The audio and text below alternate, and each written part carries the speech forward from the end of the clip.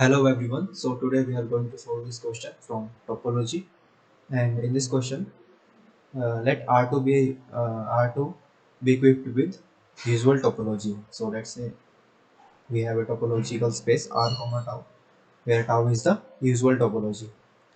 तो हमें बताना है कि complement of Q cross Q जो होगा वो ओपन होगा या कनेक्टेड होगा या बोथ होगा. ओके.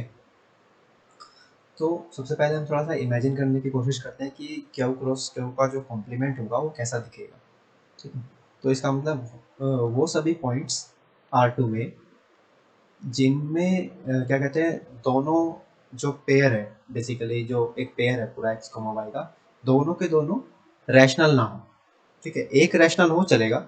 अगर एक रैशनल है तो दूसरे को इरेशनल होना पड़ेगा, और अगर या फिर दोनों ही इरेशनल हो लेकिन दोनों रैशनल ना हो. अगर दोनों रैशनल है तो वो क्या कहते हैं complement of Q cross Q में नहीं जाएंगे. सो लेट्स से हम एक सेट डिफाइन कर लेते हैं. E is R2 minus Q cross Q. तो हमें इस ई के बारे में बताना है कि ये ओपन, कनेक्टेड या जो भी है होगा या नहीं. ठीक है. तो हम क्या करेंगे, सबसे पहले इसमें से कोई पॉइंट लेंगे एक्स वाई. ठीक है. कोई एक पॉइंट ले लिया हमने. अब इस पॉइंट के अराउंड अगर मैं कोई भी नाइबरहुड लेता हूँ, बेसिकली एक डिस्क लेता हूँ, तो उस डिस्क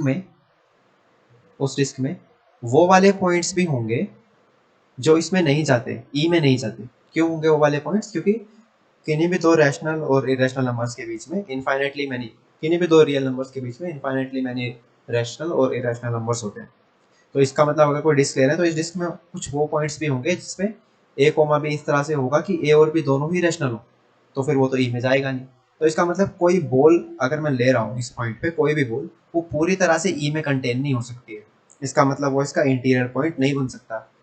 ठीक है. अब सेट में था लेकिन इंटीरियर पॉइंट नहीं है, इसका मतलब सेट ओपन नहीं है.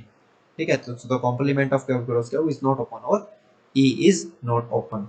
ठीक है. ओपन क्यों नहीं है? क्योंकि कोई पॉइंट लेंगे तो वो इंटीरियर पॉइंट नहीं बन रहा है, क्योंकि उसके अराउंड कोई नाइबरहुड लेंगे तो वो उसमें कंटेन नहीं हो रही है. ठीक है. नाउ सेकंड बात करते हैं कनेक्टेडनेस की. कनेक्टेडनेस में क्या होना चाहिए? अगर अगर सेपरेटेड होता, बेसिकली ऐसा मानो कि कनेक्टेड नहीं है, अगर कनेक्टेड ना होता तो हमें कोई दो ओपन सेट मिलने चाहिए, U and B, non empty open set मिलने चाहिए, सच दैट उनका इंटरसेक्शन तो एम्प्टी हो और यूनियन करें तो ई मिल जाए. अगर ऐसा हो रहा है तो इसको हम बोलते हैं कि सेपरेशन एग्जिस्ट कर रही है और जो सेट है वो कनेक्टेड नहीं है. लेकिन ऐसा पॉसिबल नहीं है. क्यों? क्योंकि अगर दो ओपन, पहली बात तो कोई भी ओपन सेट अगर होगा तो जो ओपन सेट होगा वो ई में नहीं जा सकता.